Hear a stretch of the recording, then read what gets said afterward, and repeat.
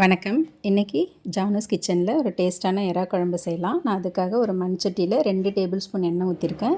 அதில் கொஞ்சமாக வடகமும் கொஞ்சம் வெந்தயமும் போட்டிருக்கேன். அது நல்லா பொரியட்டும். இது கூட ஒரு சின்ன சைஸ் வெங்காயம், சின்ன சைஸ் தக்காளி கட் பண்ணி போட்டிருக்கேன்.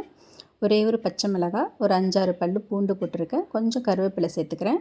இதெல்லாம் ஒரு 2 நிமிஷத்துக்கு வதக்கி விட்டுக்கிறேன்.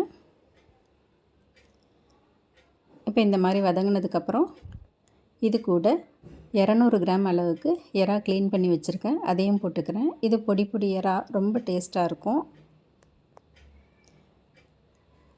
இப்போ இதையும் சேர்த்து கலந்து விட்டுட்டு இதில் 2 சிட்டிகை அளவு மஞ்சத்தூள் சேர்த்துக்கிறேன். இந்த குழம்புக்கு தேவையான அளவு உப்பு இப்போவே சேர்த்துட்றேன். சேர்த்து நல்லா கலந்து விட்டுடலாம்.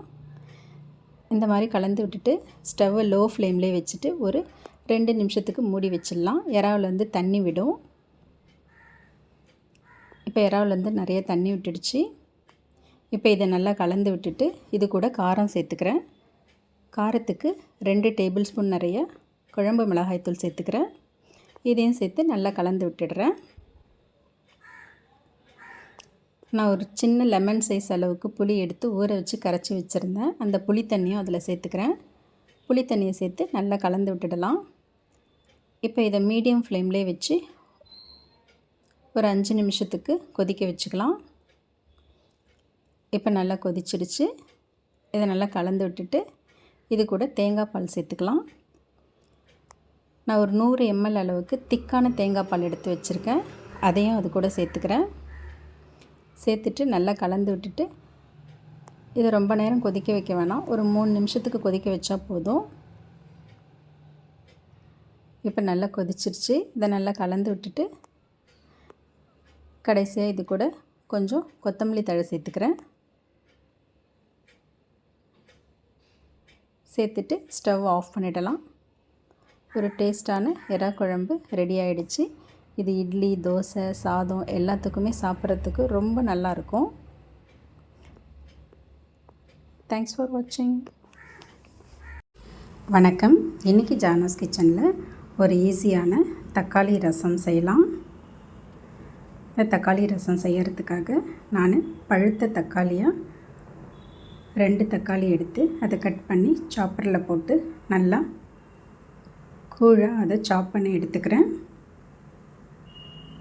இந்த மாதிரி நல்லா குழைய அதை சாப் பண்ணி எடுத்துக்கலாம். அதை ஒரு பாத்திரத்துக்கு மாற்றிக்கிறேன்.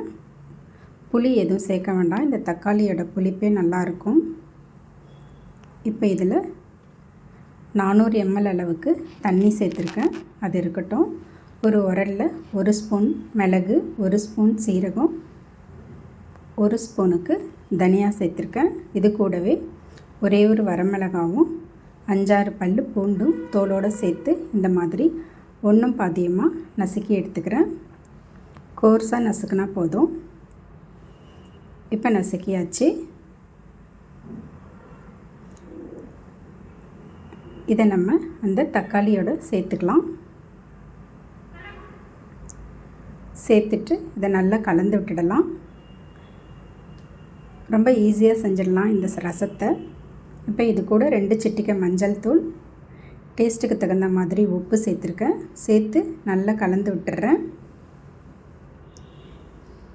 இந்த கலவையை அப்படியே ஸ்டவ்வில் வச்சு ஸ்டவ்வை மீடியம் ஃப்ளேம்லேயே வச்சு இதை நுர பொங்கி வர அளவுக்கு கொதிக்க வச்சுக்கலாம். ரொம்ப கொதிக்க வேண்டாம். இந்த மாதிரி பொங்கி வரும் பொழுது ஸ்டவ் ஆஃப் பண்ணிடலாம். இப்போ இதை தாளிச்சுக்கலாம். 1 ஸ்பூன் எண்ணெயில் கொஞ்சமாக கடுகு போட்டிருக்கேன். கடுகு வெடித்ததும் 2 வரமிளகாய் போட்டிருக்கேன். பெருங்காயத்தூள் கொஞ்சம் நிறைய சேர்த்துக்கலாம். தாளித்து அதில் கொட்டிடலாம்.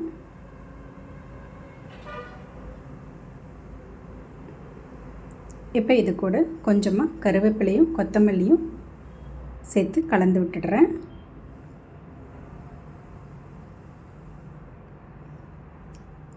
இப்போ இது கூட பருப்பு தண்ணி தேவைப்பட்டால் சேர்த்துக்கலாம். இல்லைன்னா அப்படியே கூட விட்டுடலாம். அவ்வளோதாங்க. ஒரு ஈஸியான தக்காளி ரசம் ரெடி ஆகிடுச்சு. தேங்க்ஸ் ஃபார் வாட்சிங். வணக்கம். இன்றைக்கி ஜானூஸ் கிச்சனில் ஒரு டேஸ்டியான எறா தொக்கு செய்யலாம். அதுக்காக ஒரு இரும்பு கடாயில் 2 டேபிள் ஸ்பூன் எண்ணெய் ஊற்றிருக்கேன். அதில் பெருஞ்சீரகம் கொஞ்சமாக நசுக்கி போட்டிருக்கேன்.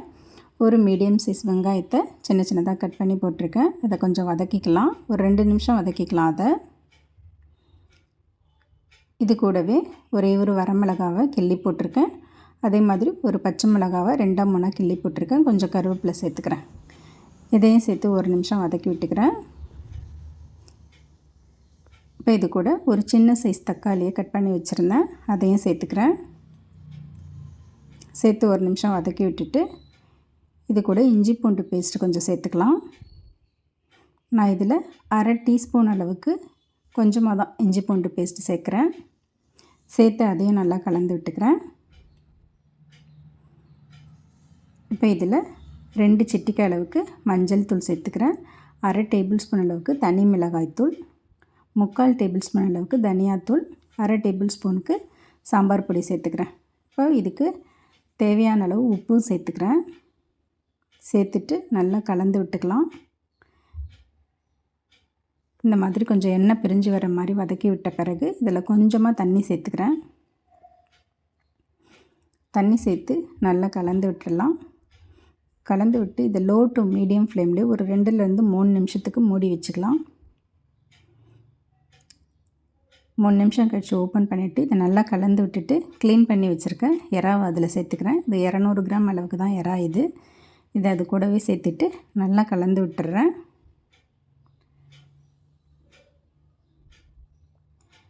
இது இந்த மாதிரி நல்லா கலந்து விட்டுட்டு மறுபடியும் இதை லோ டு மீடியம் ஃப்ளேம்லேயே வச்சு குக் பண்ணிக்கலாம்.